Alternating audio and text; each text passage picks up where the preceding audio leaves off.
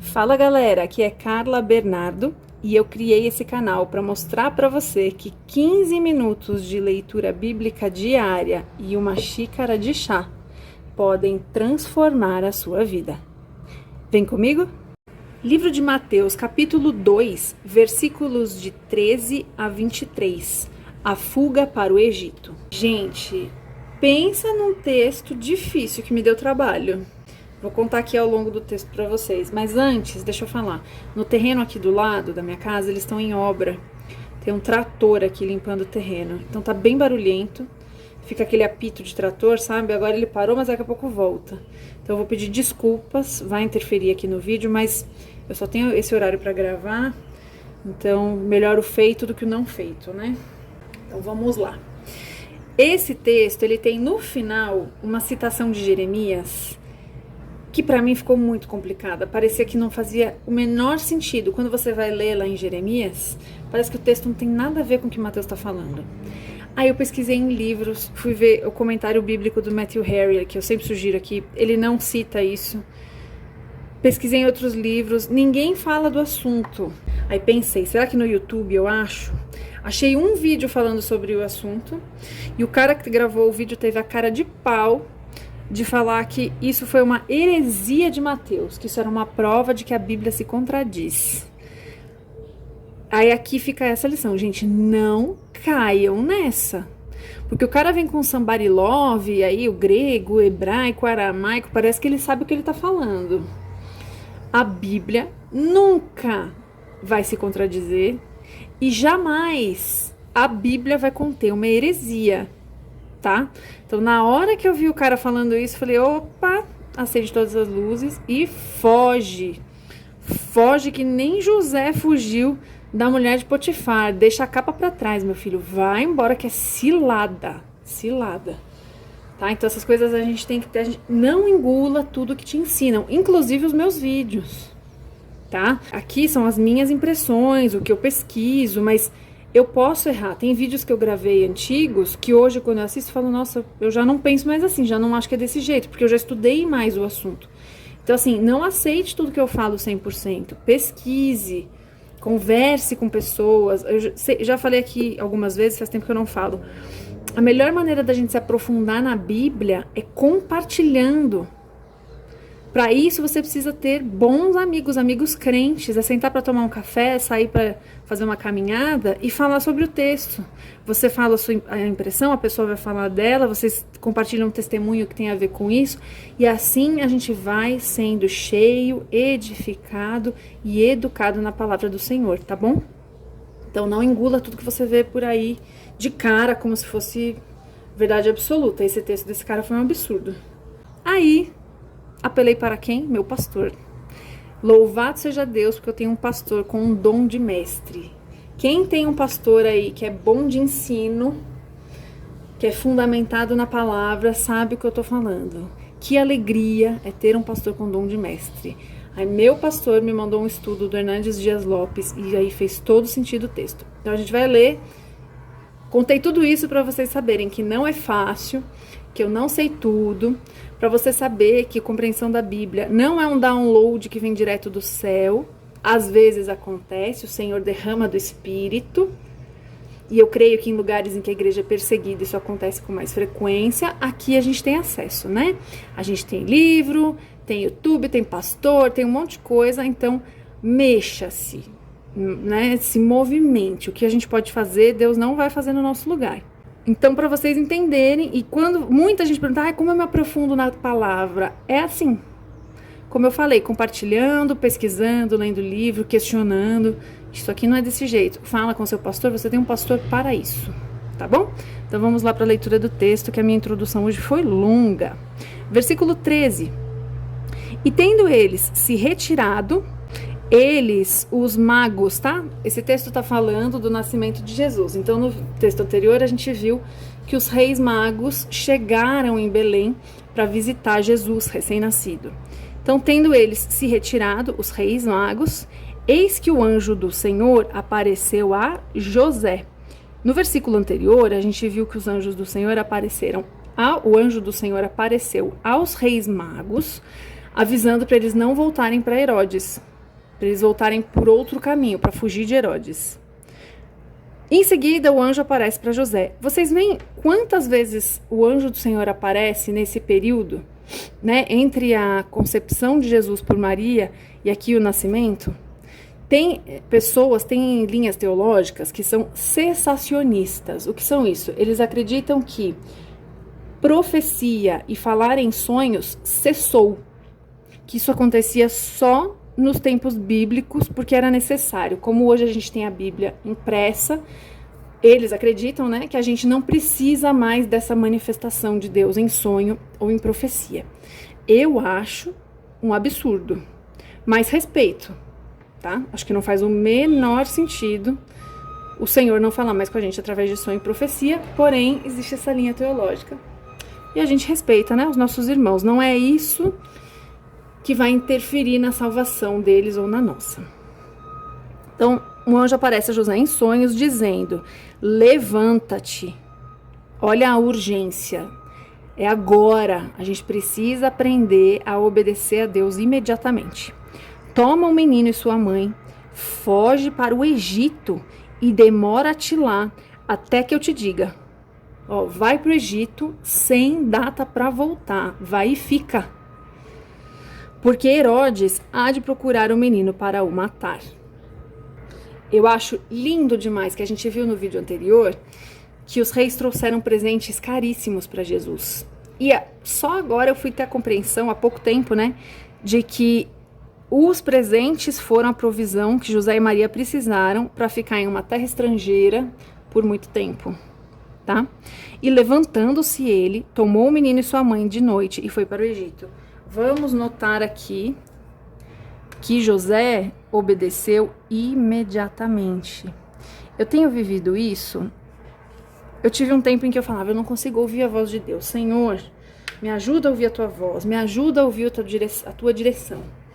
E aí Deus começou a falar comigo, me dando direção. E aí sabe o que eu descobri? Que mais difícil do que ouvir a voz de Deus é obedecer a Deus prontamente. A gente fica enrolando, a gente acha que é coisa da nossa cabeça. A gente se faz de santo, não vou orar para confirmar. Deus já está falando. Então, fica aqui o convite ao exercício que eu preciso aprimorar e fica aqui para quem sofre do mesmo problema que eu, que a gente desenvolva uma prontidão em obedecer às ordens do Senhor. Vou anotar isso aqui, vamos lá? Para os meus estudos eu uso essa Bíblia aqui, que tem espaço para anotação na lateral. Ela chama Bíblia Anote. Essa versão é a Almeida corrigida. E eu vou anotar o que eu tirei aqui do versículo 14. Ó, o que eu anotei aqui então. José responde à direção de Deus prontamente. Ele não pensa duas vezes antes de cumprir. Talvez, né? Eu não pus aqui, mas talvez, se ele tivesse titubeado, a vida do bebê poderia ter sido comprometida. Às vezes, se ele deixasse para pensar, para orar, era o tempo dos soldados alcançarem o bebê. Então, que a gente seja ágil em obedecer aquilo que Deus manda. Versículo 15. E esteve lá, no Egito, né, até a morte de Herodes, para que se cumprisse o que foi dito da parte do Senhor pelo profeta que diz: do Egito chamarei o meu filho. Então, existia uma profecia que dizia que Jesus estaria no Egito. Então, tinha profecia que dizia que ele ia nascer em Belém e tinha profecia que dizia que ele viria do Egito. Então, note como Mateus vai sempre confirmando todos os apontamentos das profecias que Deus deu para o seu povo ao longo do tempo. Se você tiver interesse em saber onde está essa profecia, ela está em Oséias 11:1. Então Herodes, vendo que tinha sido iludido pelos magos, que falaram que iam voltar e sumiram, né? Irritou-se muito, né? Fizeram ele de idiota, ficou irritado. E mandou matar todos os meninos. Ele queria matar só Jesus. Mas quando ele viu que tinha sido feito de besta, ele ficou endemoniado. Mandou matar todos os meninos que havia em Belém e em todos os seus contornos, da idade de 2 anos para baixo. Gente, isso aqui foi uma carnificina, uma matança de bebês. Imagina. Segundo o tempo que diligentemente inquirira aos magos. Então, ele tinha perguntado para os magos mais ou menos quantos anos a criança tinha, né?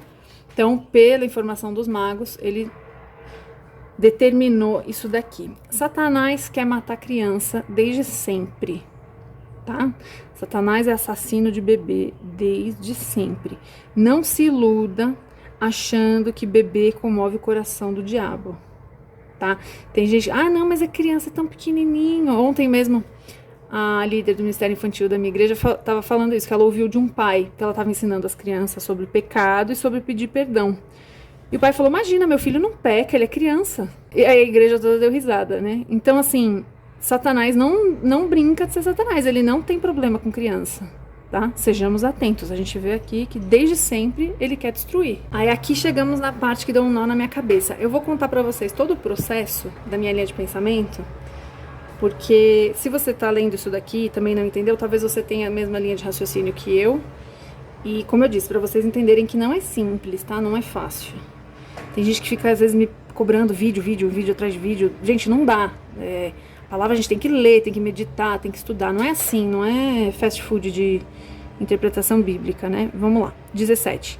Então, se cumpriu o que foi dito pelo profeta Jeremias, que diz, de novo, tá Mateus aqui, se cumpriu o que foi dito. Só nesse texto ele falou 2 vezes, né? Falou de Oséias e agora de Jeremias. O que o texto diz? Em Ramá se ouviu uma voz, lamentação, choro e grande pranto. Raquel chorando os seus filhos e não querendo ser consolada, porque já não existem. Ou seja, morreram, né? Raquel, uma das matriarcas, segunda esposa de Jacó, né? Jeremias cita ela como um símbolo de todas as mães, chorando e lamentando por seus filhos.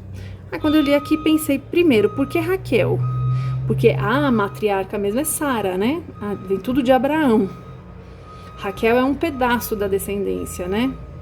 Ela traz as tribos de José, que depois foi dividida, né? E a tribo de Benjamim. De 12 tribos, ela tem 2. Por que Raquel? E Ramá, por que Ramá? Fui ler o texto em Jeremias. Deixa eu passar para vocês o endereço. Esse texto está em Jeremias 31:15. Não vou ler, eu gostaria de ler, mas não vou ler para o vídeo não ficar muito longo, tá? Vai lá depois, lê Jeremias 31 inteiro. O texto está falando sobre exílio. Ele está dizendo que Deus trouxe juízo sobre Jerusalém, e Jerusalém foi dominada, né? Os seus filhos foram mortos e feitos escravos na Babilônia. É sobre isso que o texto fala. E o versículo depois desse fala que Deus vai trazer eles de volta para Israel.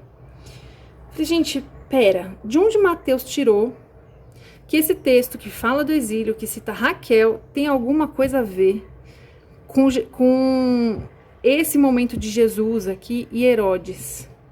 E aí foi isso que eu fui pesquisar e não encontrava nada em lugar nenhum.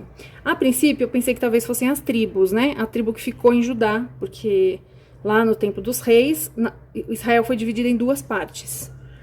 2 tribos ficaram no norte, na Judeia, né, que virou, por isso que eles viraram judeus. Então era a tribo de Judá e a de Benjamim, que era o descendente de Raquel. A princípio eu pensei nisso, porém, Judá era filho de Lia, não era filho de Raquel. Então, não são todos os descendentes ali de Judá que são de Raquel, não fazia sentido.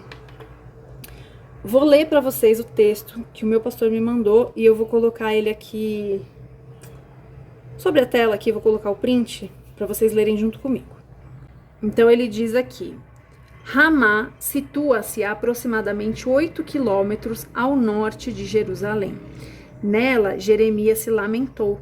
Então, Jeremias estava em Ramá quando ele escreveu esse capítulo. Nesse lugar, ele teve a visão da inconsolável mãe das tribos. O túmulo de Raquel ali está. Então, Jeremias estava em Ramá e é ali o túmulo de Raquel. Quem conhece a história sabe. Raquel é a única matriarca que não foi enterrada junto com toda a família. Eles estavam em peregrinação. Ela morreu no meio do caminho. Então, até eu achei um texto rabínico, né? Achei um site judaico que fala, ela foi enterrada à beira do caminho, né? Assim, como se ela tivesse ficado para trás. E é lá que ela tá. Então, vê como vai fazendo sentido o texto de Jeremias quando a gente entende. Ele estava lá, por isso que ele citou Ramá, e ali está o túmulo de Raquel. Mateus interpreta esse clamor audível no tempo de Jeremias como uma profecia do clamor que se ouviu na chacina das crianças em Belém. Tasker, um autor, nessa mesma linha de pensamento, diz que quando a fina flor da população de Jerusalém foi deportada pelos babilônios, deve ter parecido que Deus tinha abandonado o seu povo. E Jeremias, nessa notável passagem, retratou Raquel lamentando a sorte desses exilados, passando cambaleantes diante do túmulo dela em Ramá. Ou seja, quem foi exilado passou pelo túmulo de Raquel. Então é como se a matriarca visse seus descendentes sendo exilados. Visse entre aspas, tá, gente? Sem espiritismo. A caminho de uma terra estranha. Mas, tão logo Jeremias dá voz a esse lamento citado por Mateus, o Senhor lhe diz: reprime a tua voz de choro e as lágrimas de seus olhos, porque há recompensa para as suas obras. Esse é o versículo seguinte, desse que eu falei. Raquel, que tem sido chamada Mater Dolorosa do Antigo Testamento, havia morrido ao dar à luz a Benjamim, mas não tinha sofrido em vão. Raquel foi a única que não viu seus filhos crescerem, das 4 matriarcas, ela é a única que morre cedo, morre com os filhos pequenos, morre em trabalho de parto, inclusive. Mas não havia sofrido em vão, pois o sofrimento de seus descendentes exilados não se provariam destituídos de propósito, pois os teus filhos voltarão, foi o Senhor dizendo a Jeremias, da terra do inimigo. Assim de fato aconteceu. Na tristeza do exílio babilônico, uma nova vida se tornou possível para um Israel revivificado. É o povo voltando comprometido com o Senhor. Semelhantemente, a tristeza das mães privadas de seus filhos assassinados por Herodes estava destinada na divina providência a resultar em grande recompensa. Os bebês foram mártires, Jesus já tinha chegado, elas choraram por seus filhos, mas em breve viveriam a morte e ressurreição de Jesus, o cumprimento da promessa de Deus. Até mesmo situações adversas e dolorosas, como essa matança das crianças em Belém, não fogem ao controle de Deus da história. Tudo isso fazia parte do plano redentor de Deus. Portanto, quando os grandes deste mundo agem com fúria e crueldade, combatendo Deus e o seu povo, que foi o que Herodes fez, e a gente tem visto isso hoje em dia também, estão apenas realizando a vontade dele, concretizando o que ele planejou e determinou. A gente tem visto aí muitas das profecias sobre o fim do mundo se cumprindo, sobre a vinda do anticristo. E eu quero te dizer que não fique triste com as notícias. Virão coisas muito dolorosas. Mas o final é maravilhoso. Jesus volta. Então, assim como foi para essas mães algo terrível, e logo depois a vinda de Jesus, a crucificação de Jesus, veio algo maravilhoso. Assim também a gente caminha para esse processo. O anticristo tá chegando, tá pintando por aí, na minha compreensão. Nós veremos o cumprimento de Apocalipse. Grande dor virá sobre o mundo. Porém, é necessário que essa grande dor aconteça para que a grande maior alegria que nós cristãos esperamos aconteça também, a vinda do Messias. Não desanime. Ser forte e corajoso, porque Jesus está voltando. Que Deus te abençoe.